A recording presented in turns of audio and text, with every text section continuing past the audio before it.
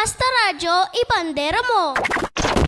107.1 News FM Olongapo. Basta Radyo, ipandera mo. Oh yeah! You heard it right. Basta Radyo Ibandera mo. Hey, good evening! Magandang gabi sa inyong lahat at higit sa lahat, maganda kayong lahat. Buti na lang ang pogi namin. How's everybody doing tonight? How you guys doing? Kamusta? Bandera Night Jams, Monday edition, Lunes na naman. Pag Lunes, miss na miss ko kayo no? Kasi wala tayo ng Friday, wala tayong Saturday, wala tayong Sunday. Monday to Thursday lang ang Bandera Night Jams with DJ Tommy G. And here's another Monday edition for you. May 25, 2026. Ayan, ano ba latest na kaganapan? Uy, nanalo yung Spurs kanina, no? San Antonio Spurs versus Oklahoma City Thunders in the Western Conference, no? Yung sa Eastern, naku, lamang na lamang ang New York, no? 3-0. Na 3-0 yun nila yung Cavs. Game 4 yata bukas, no? Pag nanalo yung Knicks, tapos na ang boxing. Ano naman, kurutan naman. Kurutan, sampalan, sabunutan. Pero yung kanina, exciting game, no? Game 4. Tumablay San Antonio Spurs. Kasi nakalamang yung nakaisa yung yung Oklahoma City Thunders, no? 2-1 yun eh. O, naging 2-2. Naging 2-2. Alam mo yung Spurs, paborito ko yan noon nung kalakasan ni paboritong gustong-gusto ko diyan noon si Manu. Si Manu, sabi ng mga probinsya, mga Shano natin na kababayan, Ginobili. Manu Ginobili. Pero Manu Ginobili talaga ang pronunciation nun. Si Manu Ginobili. Ang galing nun, Parang, nung kalakasan niya, para siyang magician. Nagmamagic sa loob ng court, Nalilito yung bantay sa kanya. Ano ba? Iikot ba? Kakaliwa ba? Kakanan? Titira? Papasa? Galing Napakagaling ng mamang yan.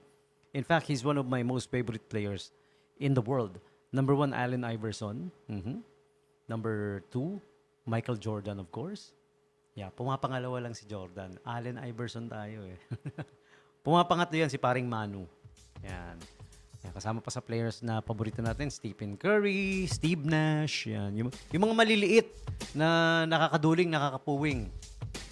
Tsaka yun, nung time na paborito ko yung Spurs noon, yung panahon nila, kasi ibang-iba na yung player ngayon I know, malakas ang Spurs ngayon dahil pumasok sa finals, nandiyan sila Wemby, pero iba pa rin yung hindi, to be honest, hindi ko sila paborito. Pero, the love for Spurs remain dahil, yun nga, napa-champion nila, nila Manu Ginobili, ni Tim Duncan, ni Tony Parker. Yan yung dynamic duo ko noon, Tony Parker and Ginobili. Natataranta yung depensa sa dalawang yan, Tapos meron pang big fundamental in the middle, si Tim Duncan. Alam niyo ba si Tim Duncan? Paborito niya ng mga Pilipino. Alam niyang sikat na sikat yung the game of basketball dito sa atin sa Pilipinas. 'Di ba? Maraming NBA player ang namangha nung nag-internationalize na tong basketball, the game of basketball. Nalaman nila na sa Pinas lang yung ganun na bawat kanto, bawat street, bawat corner, basta may chance na pwedeng lagyan, nilalagyan ng basketball court ng ring, yung half court lang, half court. Pinas lang ang ganyan, namangha sila, Tapos si Tim Duncan, gustong-gusto niya yung fact of the matter na yun. Ganun pala ang mga Pilipino, ganun na kamahal yung Kaya yun, minahal din ni Tim Duncan. Tiyan mo, di ba, meron tayong San Antonio, Zambales. Sa kanila, San Antonio Spurs. Sa sobrang pagmamahal ni Tim Duncan sa Pilipinas, nagtayo siya ng business dito. O nagkaroon ng trabaho yung mga Pinoy. Alam niyo yung tinayo niya? Duncan Donuts. Team Duncan Donuts. Shout out mga taga San Antonio. Maabot tayo San Antonio. Ayan, ang ganda ng inaabot ng signal ng ng Radyo Bandera Di ba? Tapos ang sarap pa magpa-advertise dito. The most going on. Ang mga kaganapan, pinaka-latest. Ito ang inyong Bantay Tulay Gabay. Nagpo-program pa dito ang VACC, Volunteers Against Crime and Corruption, Hindi kagaya dun sa isang radio station nung bumisita lang yung VACC, nataranta Palibasa may may ginagawang kalokohan Nataranta, nagsumbong, ng kung ano-ano. Ito namang sinumbungan. Syusyunga-syunga, naniwala. Hindi niya alam yung nagsusumbong sa kanya, takot lang kasi may multo eh. No? The most corrupt radio station manager I've ever known. Si ano yan? Si Jabba the Hutt.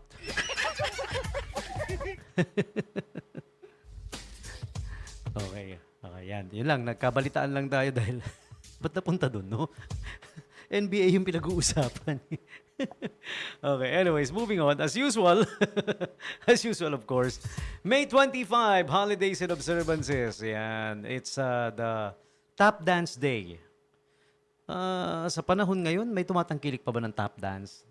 Ano pa rin yan, no? Isa sa mga, ano yan heritage, parang heritage na yan ng sangkatauhan, no? Parte na ng naging kultura natin yan, Hindi lang ng kultura ng buong mundo naman, di ba? Yung tap dancing, yung nilalagyan, actually, the trick there is nilalagyan ng bakal yung, yung swelas ng tap dancing shoes para maging mas matunog. Siyempre naman.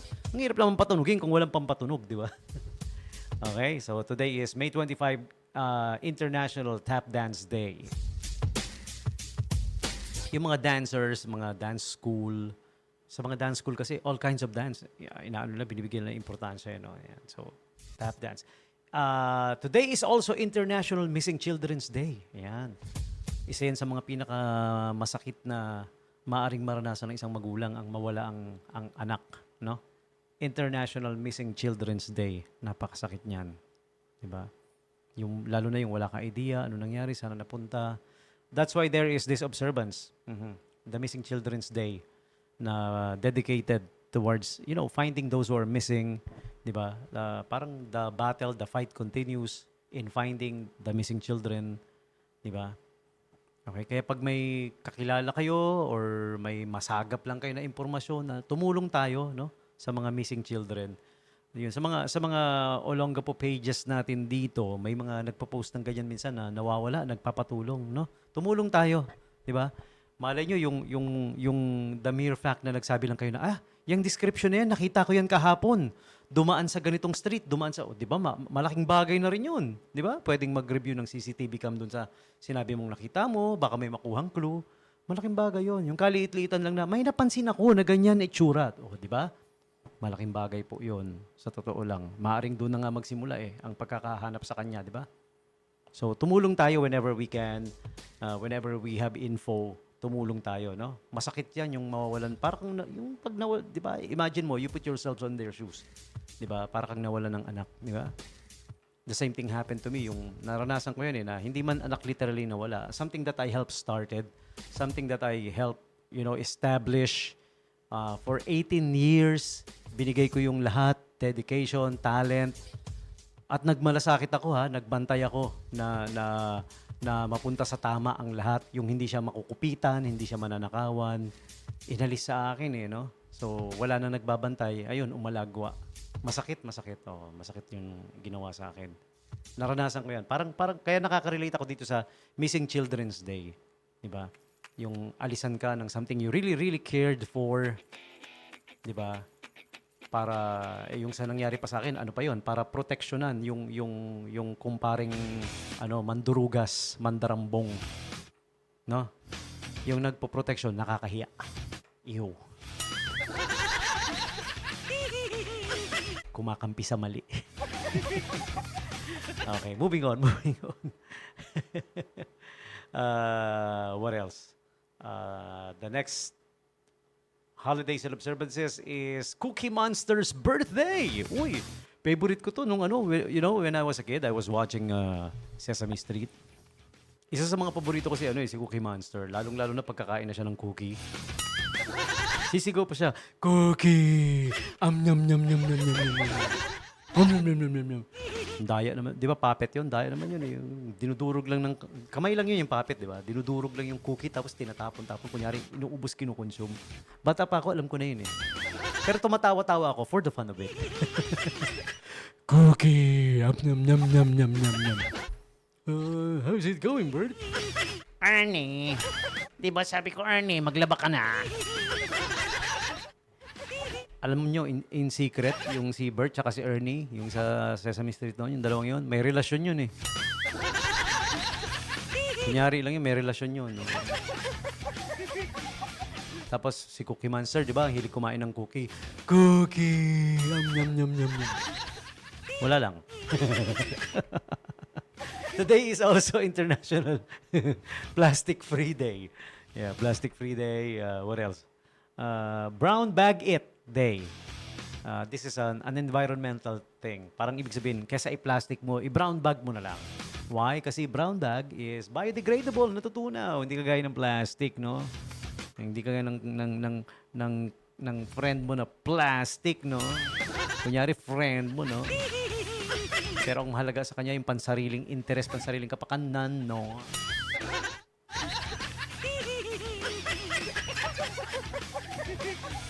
Wine Day! Uy, Wine Day ngayon, ha? Nerd Pride and Greek Pride Day. Prayer for Peace Memorial Day. Ba't anong meron sa May 25? Ba't may mga ganitong medyo deep? Malalalim na observance. Ano pa? Prayer for Peace, Fish Migration, Football Day, Thyroid Day. Yan, oh, there you have it. Just some of the holidays and observances for May 25 for you guys, okay?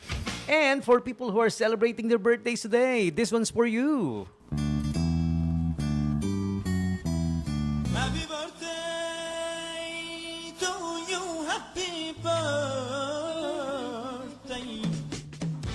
Happy birthday to you! And the famous birthday segment brought to you by Angel's Pizza Olongapo. If you're craving for your favorites, enjoy 30% off on every dine-out purchase with Grab Dine Out. More pizza, more moments, more reasons to gather. Promo runs February 16 until August 16. Oh, layo pa. Hanggang August 16 pa, 2026. Maximum discount of 2,000 pesos. Wow, check it out. Okay? 30% off on every dine-out purchase. Maximum discount of 2,000 pesos. Grab Dine Out. Check it out at Angel's Pizza. Visit their official Facebook page to find out more, to get more details. All right. And they are located at number 395 Rizal Avenue, West Tapinac, Olongapo City. Go get your APC card. Baka wala pa kayong APC card. It gives you the power talaga, no? The capability to avail of the buy one, take one sa big size and big family size pizzas nila. Buy one, take one forever. Caller text 0927-117-9020. For famous birthday segment, Richie Rivero, one of the most popular basketball players in the Philippines nowadays. Ayan, si Richie Rivero, May 25, 1998.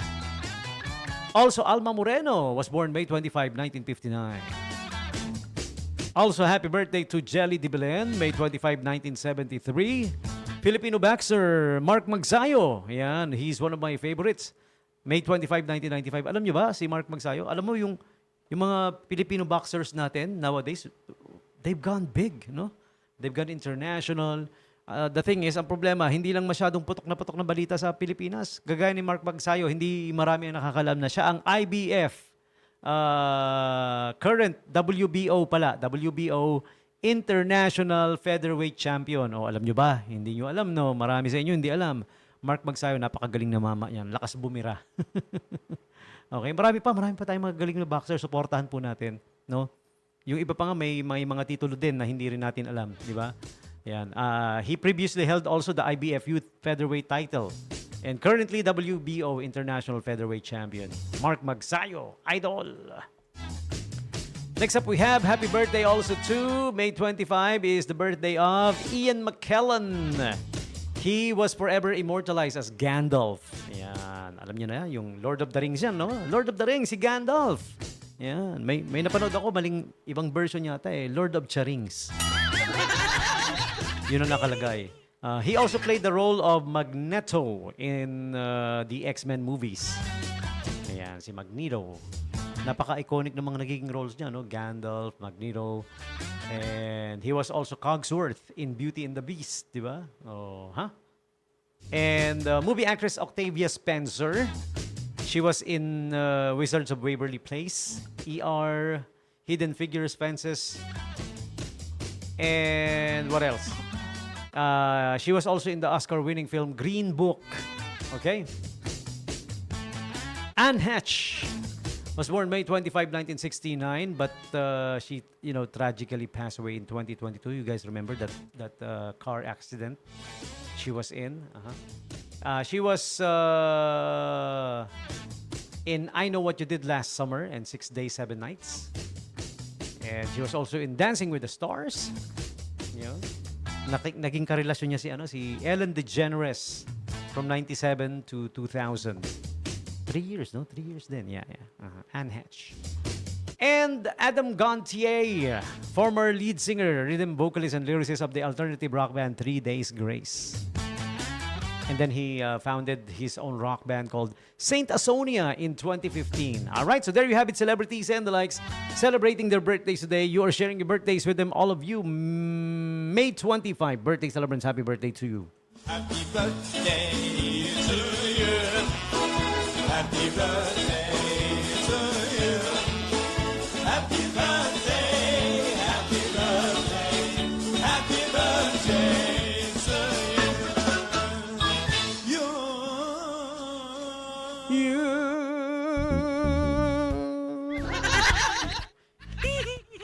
You tell me, your turn. Please tell me who's celebrating their birthdays today. All right? Call or text me up 0910-6909-501.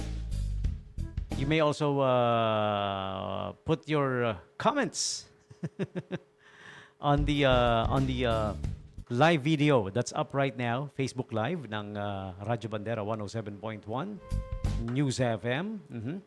Okay, for the meantime, here's a song from 3 Days Grace. Ayan. Dahil birthday ni Mr. Adam Gontier. Okay, one of the members of the band. And here's their song, Animal I Have Become, 3 Days Grace. This is 107.1 News FM, Radyo Bandera, coming to you live from Casa Gilda Resort in Holy Spirit Village, Tabacuan, Olongapo City. Santa Rita, that is, Olongapo City. All right?